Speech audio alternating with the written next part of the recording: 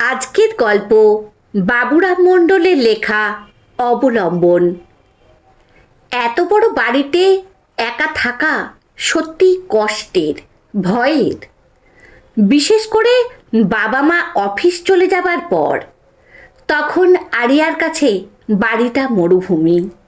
উপর নিচ মিলিয়ে অন্তত 7টি ঘর আছে আদ্যিকালের বাড়িটাতে। মাত্র 3টি কাজে লাগে। একটিতে বাবা মা, একটিতে আরিয়া নিজে, তৃতীয়টিতে অথর্ব প্যারালাইজড ঠাকুমা থাকেন। বাদবাকি রংচটা ঘরগুলো বন্ধ। আরিয়া ঠাকুমার কাছে খুব একটা যায় না, তার ভয় করে। শীর্ণ শরীরে ঠাকুমাকে দুপুরবেলা সাদা কাপড়ে কেমন ভূতের মতো লাগে, কখনো কখনো মরা মানুষের মতো। ঘোমটা দিয়ে থাকলে দূর থেকে একেবারে অবিকল পেতনি, তখন ভয়টা আরো বেশি করে। ঠাকুমার শরীরের বাম দিকটা অসাড় হলেও মুখ বেশ সচল। মাঝে মাঝে আপন মনে গান করেন, অধিকাংশই রবীন্দ্রসঙ্গীত। অল্প বয়সে নাকি শিখেছিলেন। কখনো কখনো আবার একা একা হাসেন। নিজেকে নিজে গল্প শোনান। কি গল্প শোনান আরিয়া জানে না। তবে ঠাকুমা কিন্তু কাউকে ডিস্টার্ব করেন না। মা বাবা কেউই প্রায় ঠাকুমার কাছে যায় না। কেন যায় না জানে না আরিয়া। তবে দুপুরে একজন আর বিকেলের দিকে একজন করে আয়া এসে ঠাকুমার পরিচর্যা করে। তারা সব যন্ত্রের মতো, আসে, নির্দিষ্ট কাজ করে, আবার ফিরে যায়। ওদের মুখে যেন ফেভিকল লাগানো, যেন কথা বলতে কষ্ট হয়। ঠাকুমা অবশ্য ওতেই খুশি। তাকে কোনোদিন অখুশি দেখেনি আরিয়া। মার্চের মাঝামাঝি আরিয়ার বোর্ড এক্সাম শেষ হয়ে গেল। এখন যতদিন রেজাল্ট না বেরোবে ততদিন স্কুল নেই, বাড়িতেই থাকতে হবে আরিয়াকে। এতদিন তবু পড়াশোনার ব্যস্ততা ছিল। সূর্যের মুখ দেখার সময় ছিল না, নাও খাওয়ার সময় ছিল না। বোর্ড শেষ হতেই আরিয়ার হাতে এখন একদম কাজ নেই। প্রেশারের পড়াশোনা নেই, ছুটে ছুটে টিউশন যাওয়া নেই, টিচারদের বকুনি নেই, বাবা মায়ের চিৎকার নেই। পরীক্ষা শেষ হবার আগেই আরিয়া ভেবে রেখেছিল এক্সাম শেষ হলে আচ্ছা করে ঘুমোবে, ভালো মন্দ খাবে, বন্ধু বান্ধবীদের সঙ্গে ঘুরতে যাবে, শপিং যাবে। পরীক্ষার পর 15 দিন যেতে না যেতেই আরিয়ার এনার্জি খতম। গরমে মোটেই বাইরে বেরোতে ইচ্ছে করে না এখন। দুপুরে তো নয়ই। বাইরে যেন আগুনের হলকা, মরা পোড়ানোর ইলেকট্রিক চুল্লি। ফলে বাধ্য হয়ে তাকে বাড়িতেই থাকতে হচ্ছে। এক কথায় থাকতে বাধ্য হচ্ছে। আর এই বাড়িতে থাকাই হয়েছে তার বিপদ। ভয়ের, ভয়টা ঠাকুমাকে। যে কোনো সময় বুড়ি মরতে পারে, হার্ট অ্যাটাক হতে পারে, স্ট্রোক হতে পারে। আগে 2বার হয়েছে। ডাক্তার বলেছেন এবার হলে আর রক্ষে নেই। ফলে আরিয়া ভয়ে থাকে। কাজের মাসি একজন থাকেন বটে, কিন্তু তিনি কানে শোনেন কম, কথা বলেন কম। ম্যাক্সিমাম সময় সুগারের কারণে ঝিমিয়ে কাটান। মাঝে মাঝে মেঝেতেই টান টান হয়ে শুয়ে পড়েন, তারপর নাক ডাকেন। পরিত্রাহী চিৎকার না করলে উনার ঘুম ভাঙে না। এর মধ্যে যদি ঠাকুরমা মরে যায়, এ কথা ভাবলে আরিয়ার আরো ভয় করে। হাত পা শুকিয়ে আসে। গত 2 দিন আবার মাসি আসে না। তার কোনো এক দূর সম্পর্কের আত্মীয়র বিবাহ। সেখানে তিনি বংশের মুখ রক্ষা করার জন্য গেছেন। তিনি না গেলে নাকি বিয়ে হবে না, বিয়ে পচে যাবে। বাবা মায়ের ফিরতে প্রতিদিনই প্রায় রাত 8টা, 8:30 বাজে। সন্ধ্যের এই সময়টুকু আরিয়ার আরও বেশি ভয় করে। যদি ঠাকুমার হার্ট অ্যাটাক হয়, স্ট্রোক হয়, মরে যায়, তখন আরিয়া একা একা কি করবে? এ সমস্ত ভাবলে আরিয়ার ভয় করে। ফাঁকা বাড়িটা যেন গিলে খেতে আসে তাকে।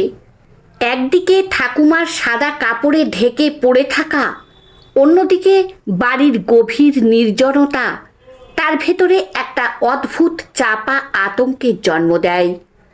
বাবা মা এলে এই ভয়ের কথা যে বলবে তারও উপায় নেই। তারা তার কোনো কথাই শুনতে চায় না। ওনারা শুধু বারবার বলে ঠাকুমাকে ভয় পাওয়ার কোনো কারণ নেই, ব্যাস দায়িত্ব শেষ। অথচ তার যে সত্যি সত্যি ভয় করে এ কথা তারা কিছুতেই বুঝতে চায় না, হয়তোবা বুঝলেও এড়িয়ে যায়। আজ একটা ভালো খবর শোনা গেল। অফিস যাওয়ার আগে মা বললেন ঠাকুমাকে আপাতত হোমে রাখা হবে। অসুস্থ মানুষকে কেউ রাখতে চান না, সেই জন্য এত দেরি হচ্ছিল।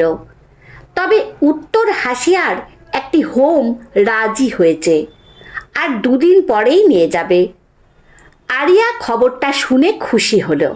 যাক বাবা, বাঁচা গেছে, এখন অন্তত আর ভয়ে থাকতে হবে না। রবিবার উত্তর হাসিয়া থেকে লোকগুলো ঠাকুমাকে নিতে এলো, আর তখনই আরিয়া দৌড়ে ঠাকুমার ঘরে গেল। গিয়ে হেসে বলল, তোমাকে ওরা নিতে এসেছে, রেডি হও। আরিয়ার কথা শুনে ঠাকুমা এক গাল হাসলেন। হেসে বললেন, মাঝে মাঝে আমায় দেখে আসিস কিন্তু। আরিয়া খুশি হয়ে মাথা দুলিয়ে সম্মতি জানালো। তারপর নাচতে নাচতে রওনা হলো তার ঘরের দিকে। ঘরের দরজার কাছাকাছি গিয়ে আরিয়া হঠাৎ দেখল একটা বেজি তার দিকে কেমন কটকট করে তাকিয়ে আছে। পুরনো বাড়ি বলে এই প্রাণীগুলো প্রায়ই ঘরের মধ্যে ঢুকে আসে। এদের দেখলে আরিয়া অত্যন্ত ভয় পায়, আর তখনই সে ছুটে পালায় ঠাকুমার ঘরে। আজও আরিয়া ঠাকুমার ঘরে ছুটে এলো, হাঁপাতে হাঁপাতে বলল, বেজিটা আবার এসেছে ঠাকমা। ঠাকমার ডান হাত বেশ সচল, একটা মোটা বেতের লাঠি থাকে তার কাছে। সেটাই সে মেঝেতে দু তিনবার ঠকঠক করে, শব্দে নেউল ঊর্ধ্বশ্বাসে পালায়। আরিয়া আশ্বস্ত হয়, কিন্তু আজ তার মনে আরেক নতুন ভয় উদয় হয়। ঠাকুমা চলে গেলে সে কার কাছে দৌড়ে আসবে? কে লাঠি ঠকঠক করে ভয়ঙ্কর প্রাণীটাকে তাড়াবে? একা বাড়িতে নেউল দেখে সে যদি ভয়ে অজ্ঞান হয়ে পড়ে যায়? এবার সে ভাবল, যখন সে বেজির হাত থেকে বাঁচতে দৌড়ে ঠাকুমার ঘরে গেছিল তখন তো তার ভয় করেনি, একবারও মনে হয়নি ঠাকুমা পেতনি। বরং তখন মনে হয়েছিল ঠাকুমার ঘরখানা নিরাপদ আশ্রয়। ওখানে গেলে বেজি, টিকটিকি, আরশোলা এরা কিচ্ছু করতে পারবে না। আরিয়া এক নতুন অজানা ভয়ঙ্কর ভয় নিয়ে ধীরে ধীরে নেমে আসে নিচে।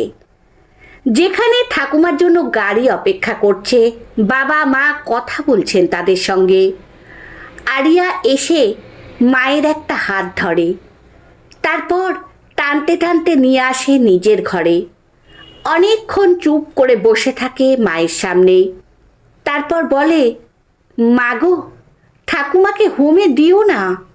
ঠাকুমা চলে গেলে তখন অনেক বেশি ভয় পেলে কার কাছে গিয়ে দাঁড়াবো? ফাঁকা বাড়িতে উনি যে আমার শেষ অবলম্বন মা। এ সময় হোমের ছেলেগুলো দুমদাম করে ওপরে উঠে এলো।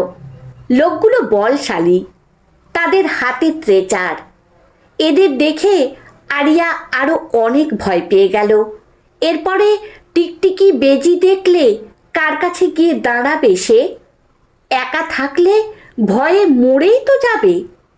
যদি তখন বেজি তেড়ে এসে কামড়াতে চায়? সে আর ভাবতে পারল না। এক নতুন অজানা ভয়ে তার হাত পা শক্ত হয়ে আসে, কাঁপতে থাকে থরথর করে। লোকগুলো ট্রেচারে ঠাকুমাকে তুলে নামিয়ে নিয়ে গেল নিচে, আরিয়ার চোখের সামনে দিয়ে। সে কিচ্ছু বলতে পারল না, বসে বসে কাঁপতে লাগলো। তারপর মায়ের বুকে মুখ লুকালো।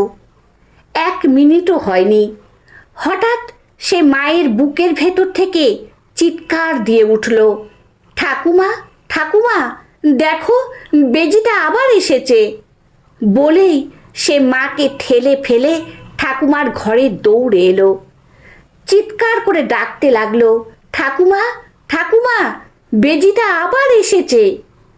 এসে দেখলো ঘর একেবারে ফাঁকা, শুধু পড়ে আছে একখানি সাদা কাপড়। আর তখনই সে আরও জোরে চিৎকার দিয়ে জ্ঞান হারিয়ে পড়ে গেল মেঝেতে। অনেকক্ষণ পর জ্ঞান ফিরলে আরিয়া দেখল তার পাশে আগের মতোই বসে আছে তার ঠাকুমা, হাতে লাঠি। সেটা ঠুকে ঠুকে সে বলছে, এই বেজি যা, আমার মানিক তোকে দেখলে ভয় পায়, যা। এখন আর আরিয়ার ভয় করছে না। ঠাকুমার স্পর্শ তাকে যেন করে তুলেছে সাহসী।